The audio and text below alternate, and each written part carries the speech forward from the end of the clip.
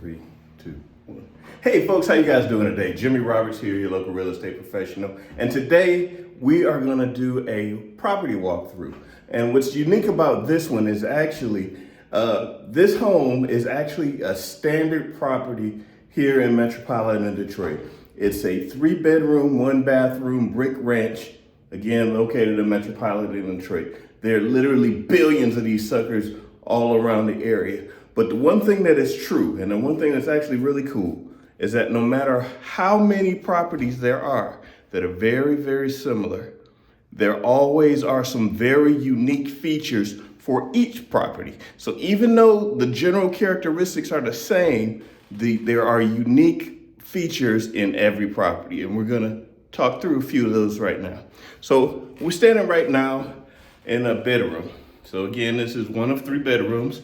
I'll show you another one. Of course, we got the obligatory smoke detector right there, which is a good thing. The home is meeting code. Now I'm gonna show you the first factor.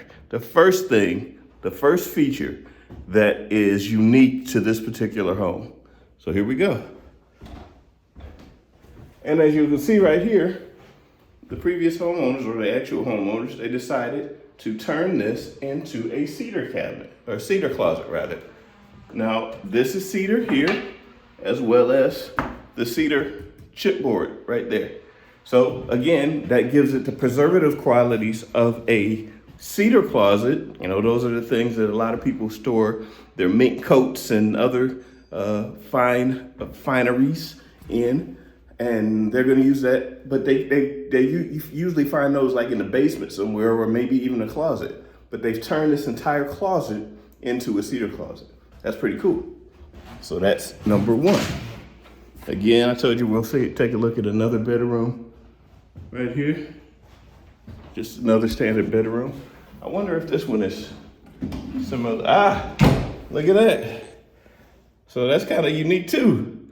Usually every closet is separated by a wall, but it looks like they cut that wall out, and this is a pass-through closet, again, to that cedar closet area. It's pretty interesting. Now, here's the one that really got me though. Now, again, I told you this home was, well, maybe I didn't tell you, but this home was built right about 1950s. What we're about to see was something that was done probably within the last 10 to 20 years. Ready? So here we go. Bam! That's right. That sea blue that you see right there, that is a new and renovated mosaic tile with the fish thing there. Can't think of the word for it. But look at that. That is very unique. And of course they have the jetted tub there. That's how I know this was done probably right around 2000-ish. Because that type of jetted tub hasn't been around or installed since that time. So let's take another quick look down in the basement. But as we go, we're gonna take a look at the kitchen. So again, standard kitchen. Standard kitchen. There we go. One of the things that they recently did here is they refinished the hardwood floors. Again, hardwood floors are pretty common. In this instance, they took them, as opposed to carpeting in them, they just decided to go ahead and sand them down and refinish them. So let's take a quick look into the basement.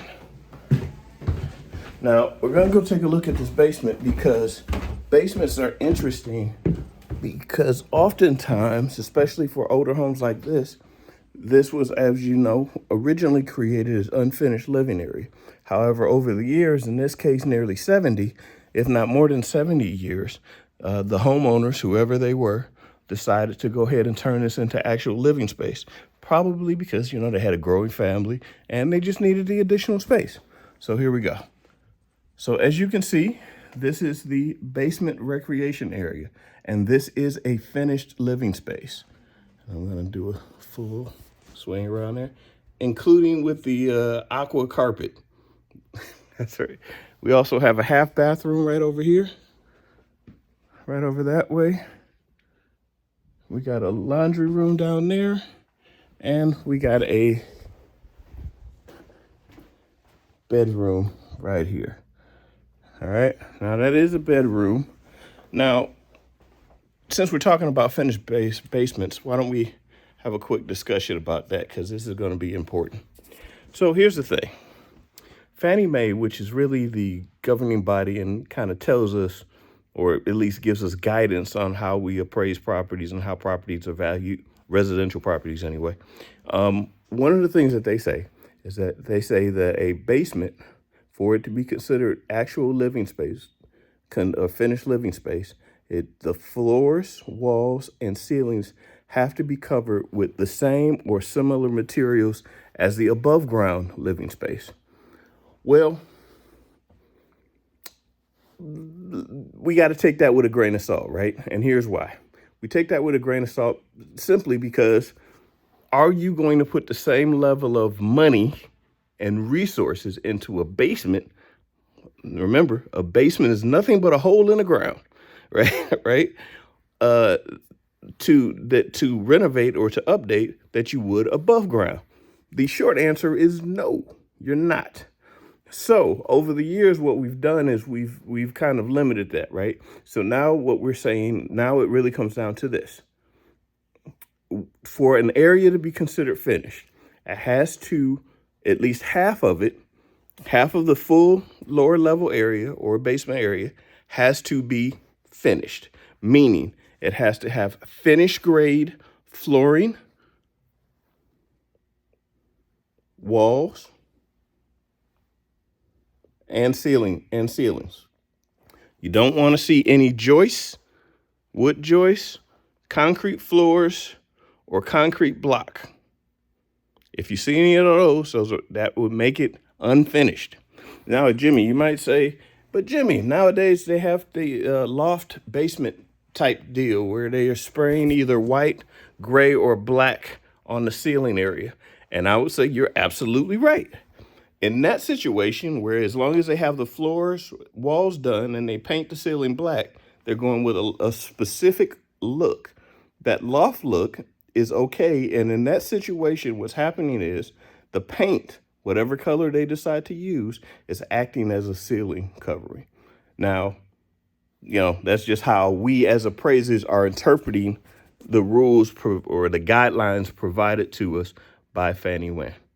So there you have it. We just did a quick walkthrough of a property that I'm appraising over here on the eastern side of my market. And I just wanted to point out some things. Just to recap. One, even though properties are very similar and they were constructed pretty much at the same time, over the years, homeowners have made each property unique. In this case, we're looking at the bathroom and the closet and probably even this room. The finished basement down in the basement. These are all items that make this particular home unique and separate it from a lot of its competition. So there you have it. How about this? Before you go, do me a favor, hit the like and subscribe button, and also take a minute and tell me about one of the things that is unique in your home. One of the things that separates your home from your neighbor's home. I'd love to know. Alrighty, this is Jimmy Roberts, your local real estate professional, and I will catch you later.